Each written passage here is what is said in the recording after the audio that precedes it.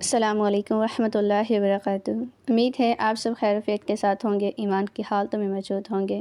Welcome to my new Islamic video. आज का जो अमल है ये ऐसा अमल है जो अमल कहलाने के साथ साथ इसमें आज़म भी कहा जाता है, जो चंद सेकंड में ही आपका रुका हुआ जो मसला है, काम है, वो हो जाता है। रमज़ान मुबारक की ख़ास घड़ियाँ हैं, इसमें यह अमल करके अपने जितने भी रुके हुए काम हैं, मसले हैं, उन सबको सवार लीजिए। एक भाई का ये एक ऐसा अमल है कि जिसने अपनी बहुत बड़ी मुसीबत में इसको किया तो अल्लाह पाक ने इसकी दुआ को कबूल फरमा के उसकी परेशानी को हल फरमा दिया। मैं अमल का तरीक़ाकार आपके साथ शेयर करूंगी। अमल को आपने कामिल यकीन अकीदे के साथ करना। ये इसमें आज़म जो है ये कुरान पाक की एक सूरत है जिसमें एक छोटा सा लफ्ज़ आता है जिसको हम आम समझ लेते हैं और उसको ज़्यादा अपनी ज़िंदगी में शामिल नहीं करते। ये छोटी सी कहानी है जिससे आपको ये मालूम हो जाएगा कि कुरान पाक की एक सूरा है जिसको सूरा फातिहा कहा जाता है और उसके आखिर में एक लफ्ज़ आता है जिसको हम हर नमाज के बाद अदा करते हैं। लेकिन इसकी असल वजह क्या है, इसकी अहमियत क्या है, इसको पढ़ना क्यों ज़रूरी है, ये छोटा सा वाक़या है जो आपके ईमान को ताज़ा करेगा और आपके इल्म में इजाफ़ा भी करेगा।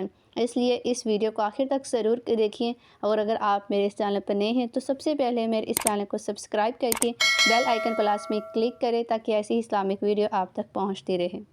एक भाई ने जब ये अमल किया तो उसका सबसे बड़ा जो मसला था वो हल हो गया, वो भी चंद सेकंड में ही।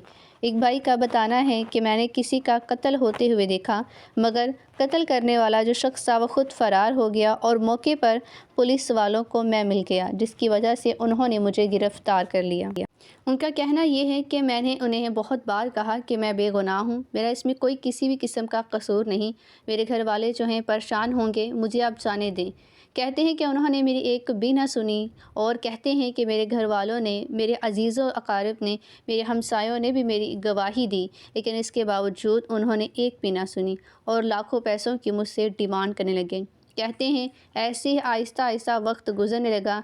हम गरीब लोग थे, कहाँ से इतने पैसे को जमा करते और उनको अदा करते।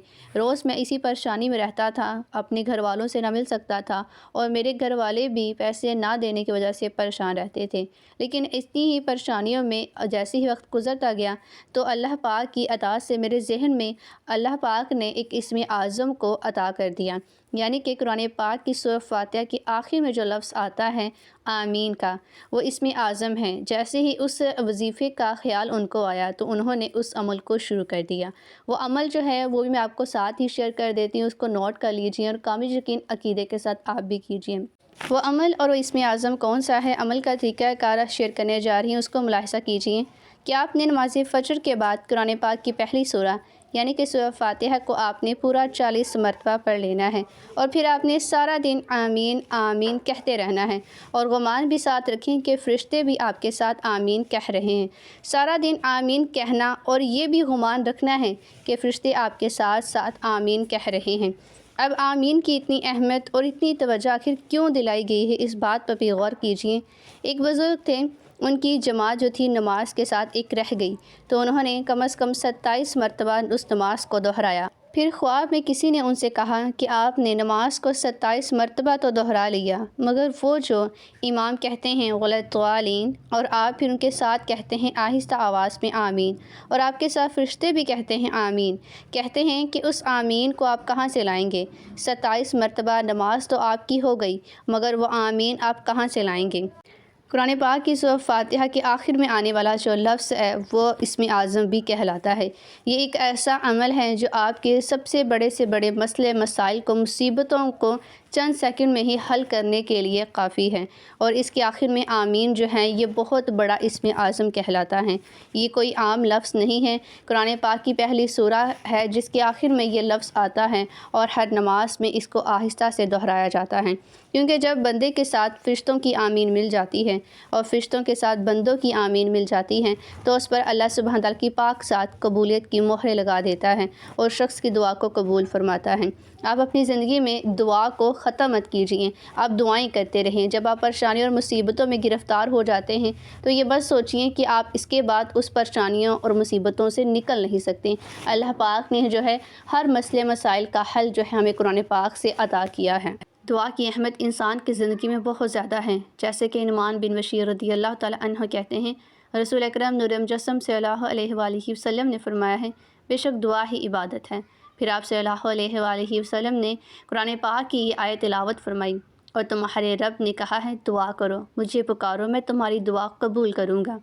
ابو ہریرہ رضی اللہ تعالیٰ عنہ کہتے ہیں کہ رسول اکرم صلی اللہ علیہ وآلہ وسلم نے فرمایا ہے، جو شخص اللہ تعالیٰ سے دعا نہیں کرتا تو اللہ تعالیٰ اس پر غضبناک یعنی کہ غصہ ہوتا ہے۔ اس سے یہ معلوم ہوتا ہے کہ انسان کی جو بندگی ہے، یعنی کہ بندگی کا جو تقاضا ہے وہ یہ ہے کہ آدمی اپنے مالک سے مانگے۔ نہ مانگنے سے غرور، تکبر اور بے نیازی ظاہر ہوتی ہے۔ آدمی کو چاہیے کہ اپنی ہر ضروریات کو اپنے مالک سے مانگے، اور جب کوئی تکلیف ہو تو اپنے مالک سے ہی دعا کرتا رہے۔ ہم تو اس کے در کے بھیک مانگنے والے ہیں، رات دن اسی سے مانگا کرتے ہیں اور اسی سے مانگیں گے۔ ہم پر ذرا سی مصیبت پریشانی آ جاتی ہے تو اس میں ہمیں چاہیے کہ ہم صبر کریں، دعا کرتے رہیں، اور ہر وقت ہم اس کے محتاج ہیں، ہم تو اس کی دولت کے فقیر ہیں، تو پھر اپنی زندگی سے دعا کو ہرگز مت ختم کریں، کیونکہ حضرت ابو ہریرہ رضی اللہ تعالیٰ عنہ کہتے ہیں کہ نبی پاک نور مجسم صلی اللہ علیہ وآلہ وسلم نے ارشاد فرمایا ہے، اللہ تعالیٰ کے نزدیک دعا سے زیادہ لائق قدر کوئی چیز نہیں۔